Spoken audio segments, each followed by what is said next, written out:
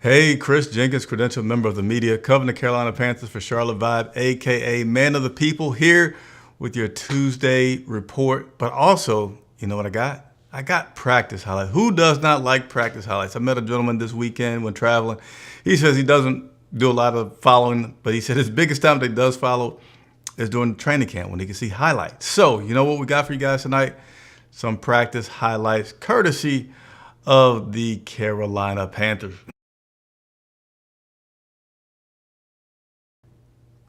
So there we go. Your head coach, Dave Canales, and spoiler alert, Chandler Zavala. Spoiler alert, Chandler Zavala practicing today for the Carolina Panthers as they prepare to take on the LA Rams, a team that they played in the playoffs once before with a great guy of, well, we won't get into all that, but right now we're just going to enjoy some of these highlights. And I'm going to get into the transactions here in just a minute because the Carolina Panthers did make some today as they are continuing to get ready and try to put their best foot forward to be successful this Saturday at the bank. And everybody wants to know, will Cam Newton be the legend of the game? Who is going to bang the drum?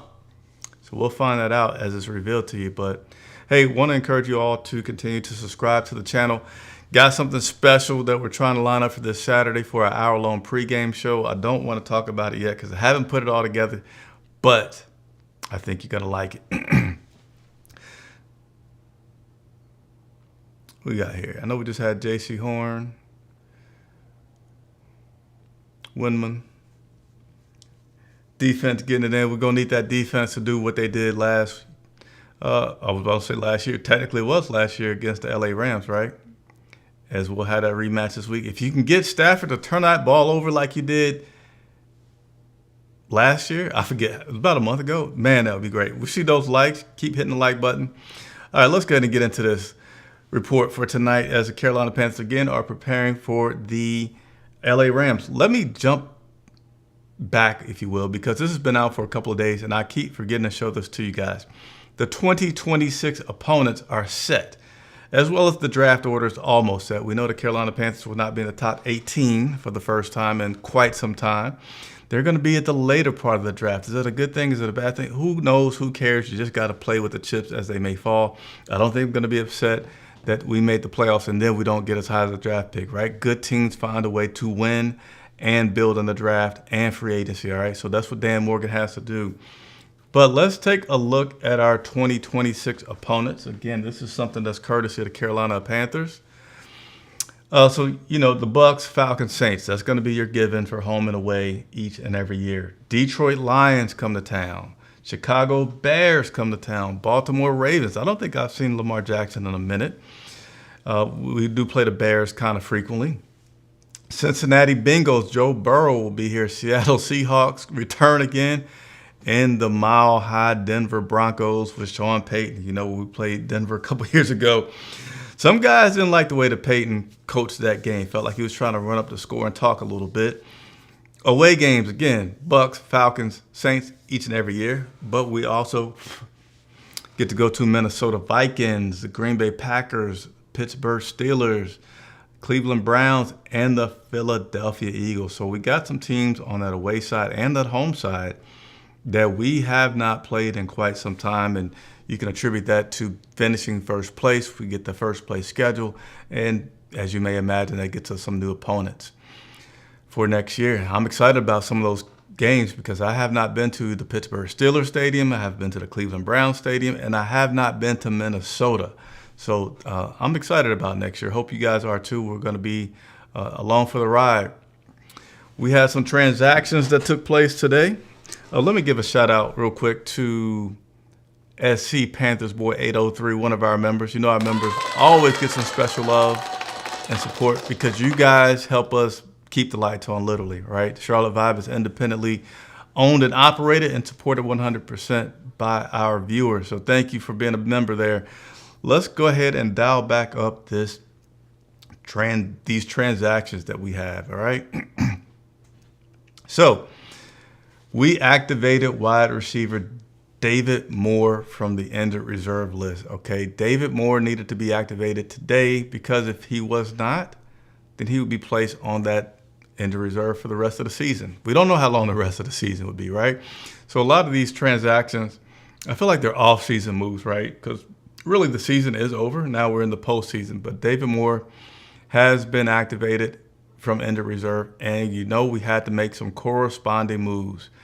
That move was releasing wide receiver Hunter Renfrow, who has not been active for some time this season.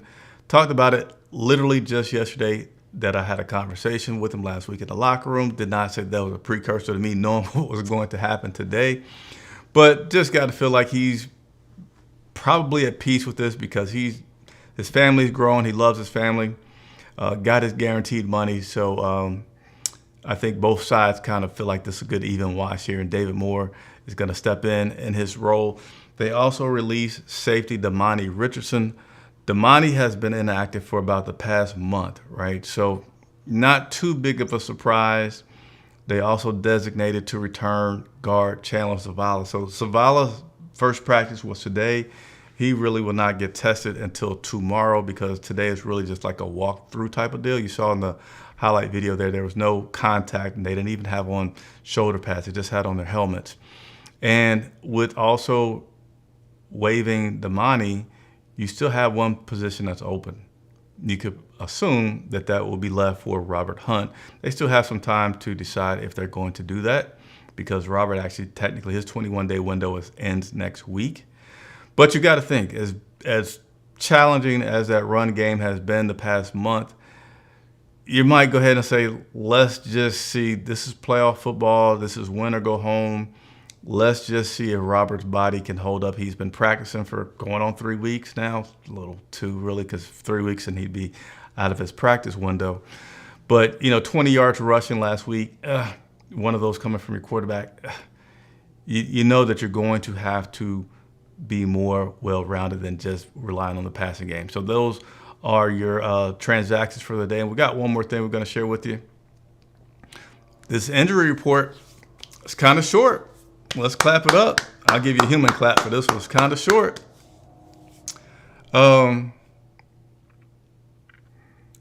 Defensive tackle Bobby Brown III, dealing with a concussion, limited in practice. That's actually an improvement from being a DNP, which means did not practice.